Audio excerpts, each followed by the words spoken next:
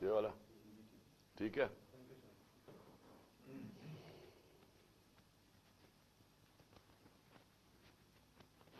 مجھے ٹائم دے دینا, 1 2 3 کر دینا.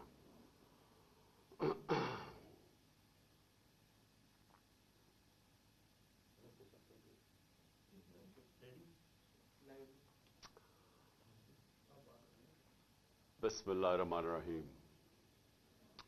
ایاک نعبد و ایاک نستعین.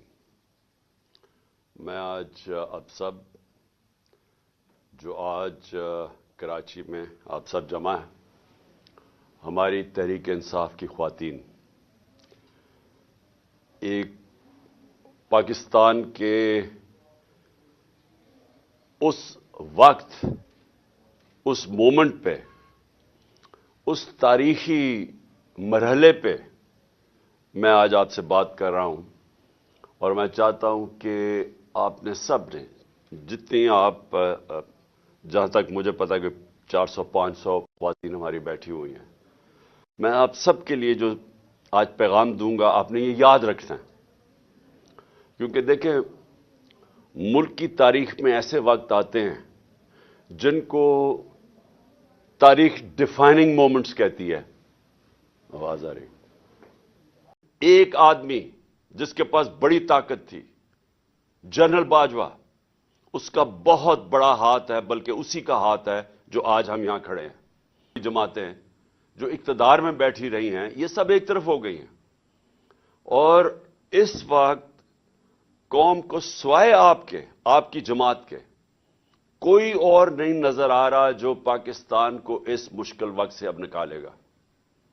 اور یہ ہمیشہ یاد رکھیں کہ ہم اب تک یہ امید لگا کے رہتے تھے جی کہ چلیں جی پولیٹیشن نے برا کیا تو اسٹیبلشمنٹ آ جائے گی اور وہ بچا لے گی. اس وقت جدھر ہم کھڑے ہیں اس میں ایک آدمی جس کے پاس بڑی طاقت تھی, جنرل باجوہ, اس کا بہت بڑا ہاتھ ہے, بلکہ اسی کا ہاتھ ہے جو آج ہم یہاں کھڑے ہیں. اور میں پھر سے, میں کیونکہ بار بار اپنی قوم کو یہ بتانا چاہتا ہوں کہ میں نے اس کو بتایا بھی تھا, اور میں نے شوکت ترین کو بھی بھیجا اس کو سمجھائیں کہ اگر آپ نے حکومت کو, ہماری حکومت کو ڈی سٹیبلائز کیا, جو بڑی مشکلوں سے ایک بینکرپٹ ملک تھا جو ہمیں ملا تھا, آج وہ کوئی اخبار میں اشتہار آیا ہوا ہے جی کہ انہوں نے ڈیفالٹ سے بچا لیا پاکستان کو. یہ ابھی اسد عمر نے میرے سے پہلے آپ سے بات چیت کی تھی. اسد عمر فائنانس منسٹر تھے جب ہماری گورنمنٹ آئی 2018 میں. ذرا اسد عمر سے بعد میں پوچھیں کہ ہمارے اوپر کیا گزر رہی تھی جب ہمیں پتا چلا صرف $8 ارب کے ہمارے پاس ریزروز رہ گئے تھے.